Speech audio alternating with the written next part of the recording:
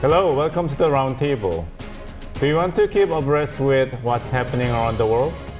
Then stay tuned for our analysis with experts. We are joined by Professor Jung Gu-yeon. Welcome to the Roundtable. Thank you. We are also joined by Dr. Jo Bi-yeon. Welcome to the Roundtable. Thank you for the invitation. 20 billion US dollars. This is a forecast for Korean defense companies' exports this year. The Korean defense industry is now enjoying a renaissance as exports to Eastern Europe, the Middle East, and Latin America have increased since last year. In the meantime, Japan is emerging as a new player in the global defense market. So, Professor Jung, it has been reported that Korea and Japan are fiercely vying for the contract to win an Australian warship deal. Could you tell a little bit about this?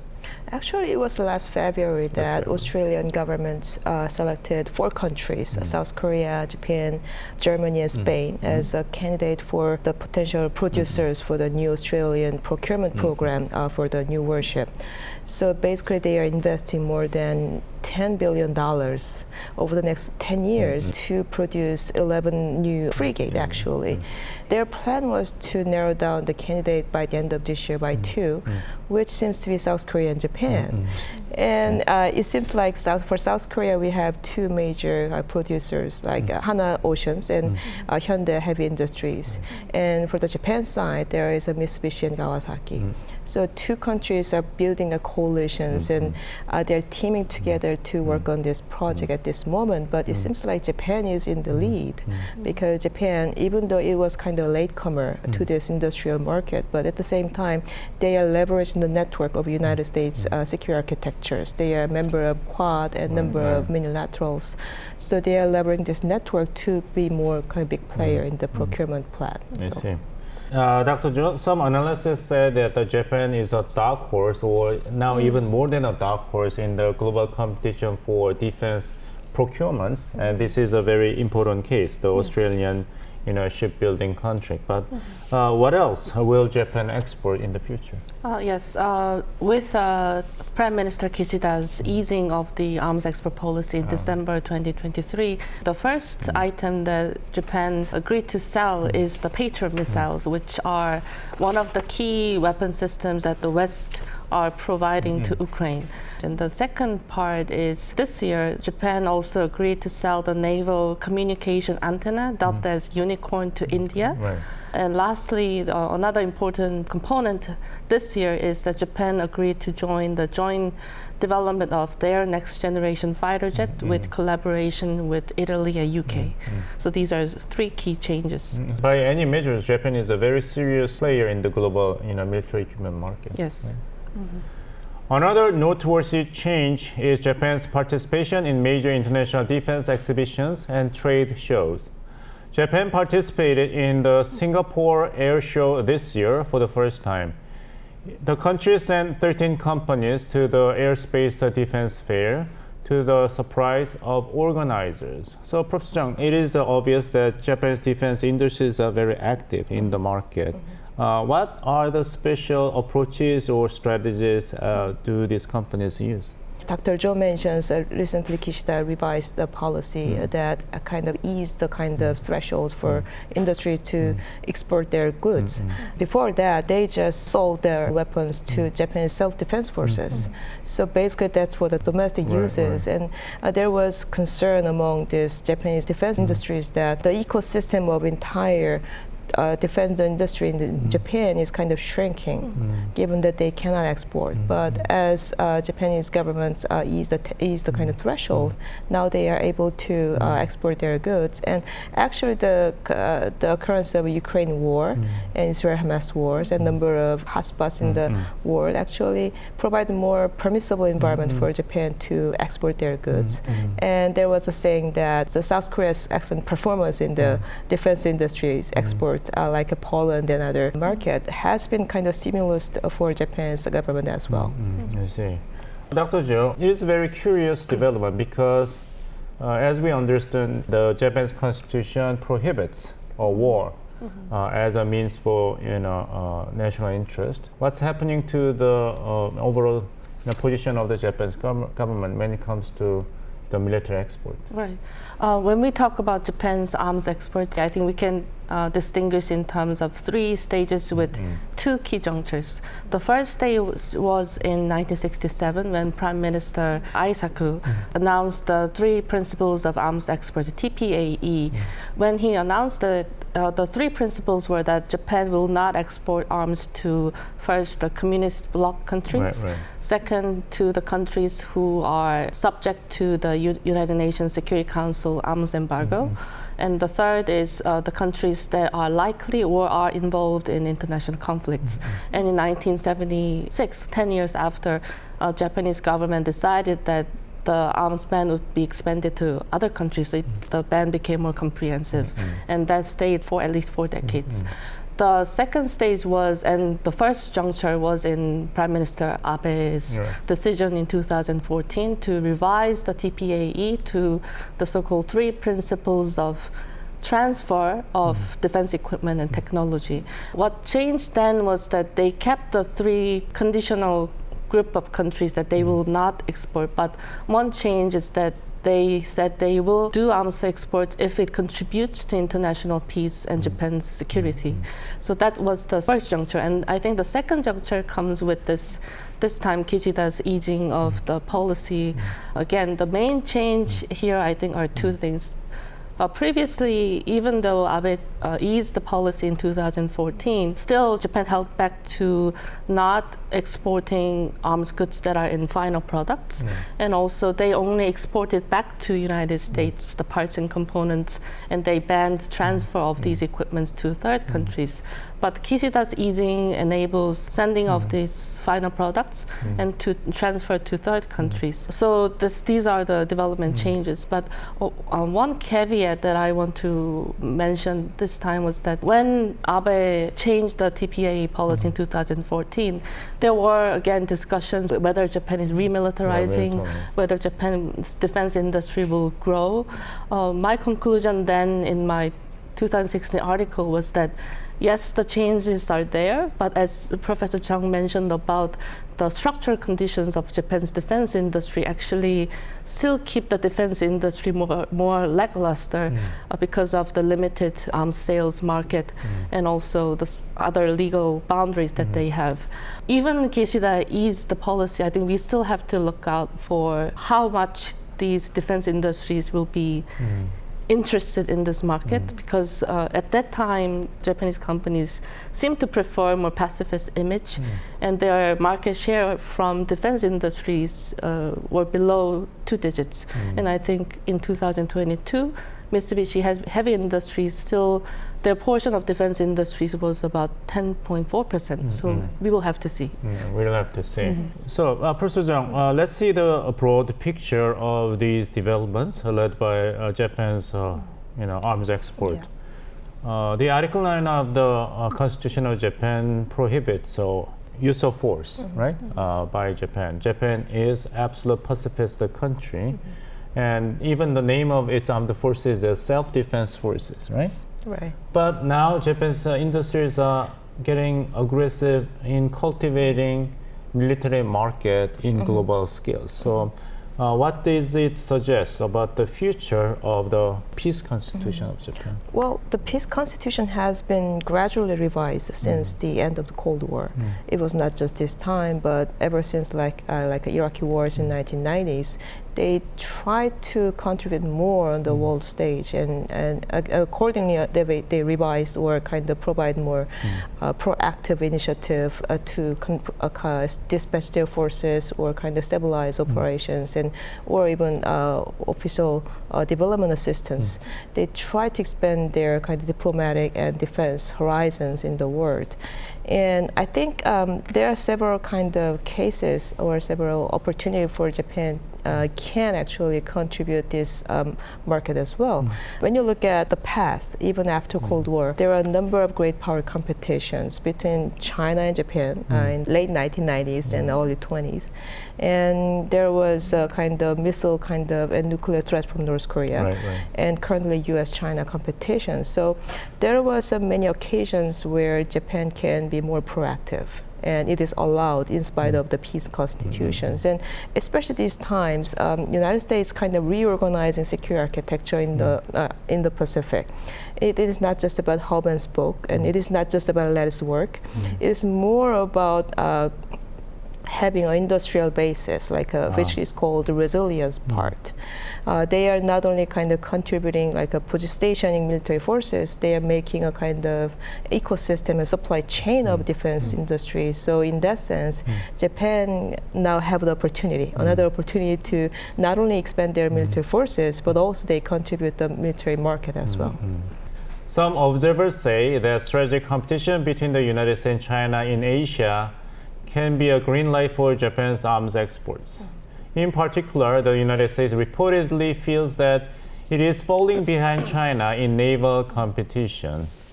Dr. Zhou, this is a hypothetical question, but between two stalwart allies, which country between South Korea and Japan would the United States prefer as a partner in the arms manufacturing and trade?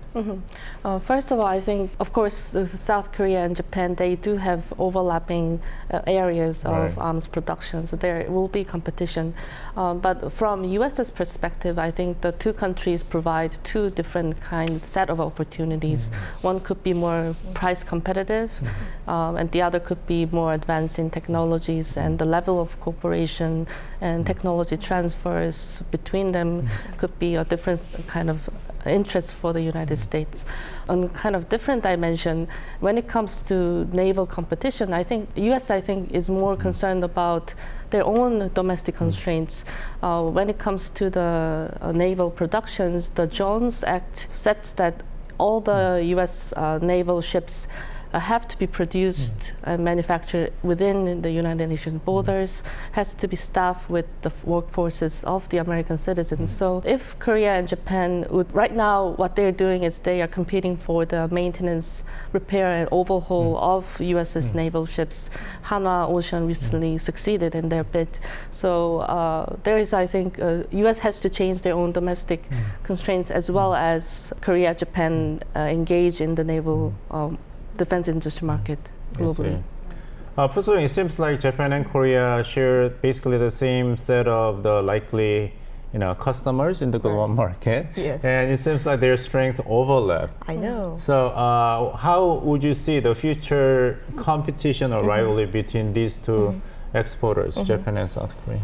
Well, especially when it comes to naval ships and kind of naval capabilities, we used to have this market already, like Hyundai, as well as Hanwha Oceans, which is a newcomers to this market, has a comparative advantage actually. But when it comes to Japan, they are kind of latecomer, but at the same time, as I mentioned, they are leveraging the network of United States security architectures, especially when it comes to this Australian procurement plan. This Mitsubishi heavy industry used to produce these warships which can be used for the American weapon system. And for Australia, which of course they are using American weapon systems, so it has kind of advantage already. So that kind of network or kind of experience with Japan will be a kind of good assets in this competition. Of course, we are part of the network as well, but at the same time, the relative size of network is much bigger for Japan. Right. Based upon your comment, I'm reminded that South Korea is not a member of the Quad, but Japan is, right, with Australia. And also, Japan tried to join AUKUS. AUKUS, right. So that's part of the reason why Japan is more proactive in terms of naval kind of procurement plan. So it's all about networking. Yeah. Right? Both of Japan and South Korea are stalwart security allies of the United States, and they jointly participate in the trilateral security cooperation in the Indo-Pacific region.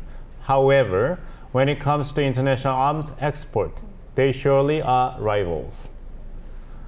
Let's change the topic. Currently, 90% of the global population live in countries with falling marriage rates. What is the country that has the lowest marriage rate? Take a look at the ranking of countries in this material first.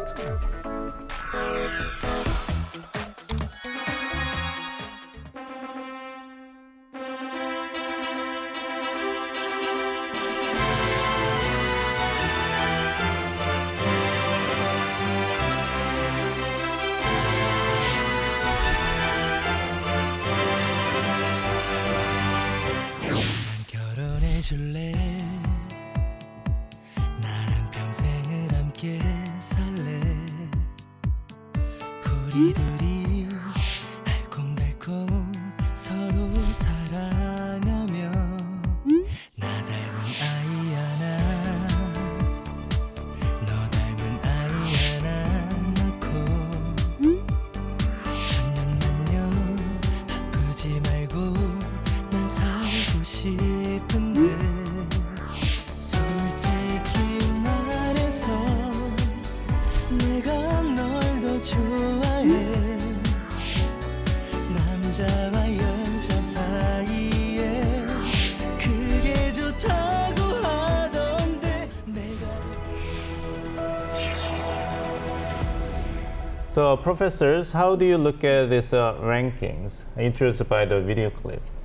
Well, the marriage topic itself, we just had the Chuseok holiday last week.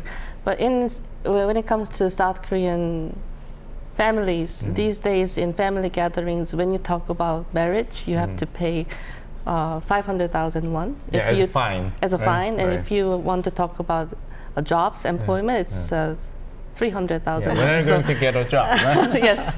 So seeing this topic after Chuseok, it was very interesting. But put that aside, I think this is a social development phenomenon as advanced countries have improved their economic stages, the education level of both women and men. They have reached more of a parity, and I think that all contributed to the marriage rates, and also the social welfare system also contributes. So it's a development phenomenon in my perspective. Developmental phenomenon. Professor Jung, what was your impression? Well, it was quite surprising. Every time I saw that, it's pretty surprising to me, because as a professor, I usually look at college students. You know, the number of college students are kind of shrinking at the same time, and even the government, South Korean government, periodically kind of demonstrate this map of depopulation. In other words, after 10 years and 20 years, this city will be disappeared without any sustainable population, like less than 10,000 people. So when we look at this decreasing trend, it's pretty surprising every time I saw that, but it's more kind of frustrating. Yes. Professor Jung, next question is whether you were shocked to see the rankings. How serious is this? It's pretty serious. It's not just about the marriage rate and also birth rate, but also after 10 years and 20 years, that means we don't have any workforces. Even students who will study in the school and college and no workforces, and especially academia, no one will be researching at all at the same time and serve the army. So everything is kind of related to each other. So this trend itself is pretty frustrating. I see. Dr. Zhou, what about the case of China? Right, I just looked at numbers, and what's surprising, I think, are three kind of points. First is that this year they recorded the lowest rate for their own records, and second of all, their decreasing rate is the fastest. When South Korea or Japan took each country about 30 or 50 years to reach this point of rate, it actually took China only 10 years. So the speed of the decline in the marriages is more faster in China. Right. And what is surprising to me is that those major countries suffering from the low, marriage rates in Asia are traditionally Confucian culture. And Confucian culture is really big on marriages and having big families, but they are suffering from very low rates of marriages, right? It is shocking that China's marriage rate has halved in less than a decade. So, what is the reason, Professor Jung, for young people in China averse to the idea of getting married these days? Well, as you mentioned, a number of industrial countries, especially Asian regions, they are experiencing similar kind of phenomenon these days. But when it comes to China, at this moment, the number of marriageable population itself is pretty small. It is not just about this time issue. It has been kind of made ever since 1980s. At that time, the birth rate was pretty low for China. So it is kind of trending until now. Now is marriageable population is pretty low at this moment. So that is kind of one specific unique reason for China, but the rest of reasons we usually expect, like women's independence and educational level, economic downturn, and kind of pressure to live their independent life, has been affecting kind of young generations' kind of aversions to marriage. So young generation in China must be really anxious about uncertain future. That's right. Insecurity. Amid this situation, India overtook China as the world's most populous country. China is in trouble by a falling birth rate and an aging society phenomenon that look familiar to Koreans here. Dr. Jo, I don't think Chinese government would be idle, doing nothing in response to the situation. What are the policies taken by the Chinese government to tackle these situations? Right. They are very flexible in implementing new policies in this area. First of all, they are trying to simplify the marriage registration process to encourage more population to get married. Second of all, they are lengthening the period of deliberation that is required when you file for divorce. So they are trying to keep the marriage by implementing these new kind of policies. And also in the areas of academia, there are very interesting changes. For instance, launching of a new major departments on the marriage services itself, about marriage management. So no new kind of courses and efforts are being established in the academia as well. And last but not least, I think South Korea also does this in partial places, which is that the state agencies in local and regional areas, they provide opportunities for unmarried male or female to come together and dating opportunities. Yeah, dating right? opportunities. So they are trying to make this more fun and more accessible to more population. Professor Jung, I'm sure that you would respect these government's measures, but at the same time, it is another question whether these measures are actually effective in tackling the problem. What do you think? So basically, there is a kind of mismatch between measure why young generations do not marry and get and having a baby, and there is some measures that actually estimate the economic conditions for young generations. But the thing is that economic frustration is of course a big reason for them not to marry or having a baby. But at the same time, they have cultural kind of changes as well. They have different idea about marriage. I saw this statistics that increasing number of babies without having marriage licenses. Or they have different idea of marriage. It does not have to be the same kind of traditional way, like different genders and different way of having a forming of families. So that affect actually kind of trend, new trend, decreasing birth rate, which can be kind of estimated by the government measure, but there outside the government measure, there might be other trend as well. Other trends. Psychologists would say people do what works. There must be good reasons for people to choose not to marry. The job for the government which face these issues must be beyond blaming the individuals making these choices. This is all for today. We'll be back next week with more trending issues. Professor Jung, Dr. Jo, thank you so much for many interesting insights and analysis for us today. Thank you. Thank you. Thank you for watching and see you next week.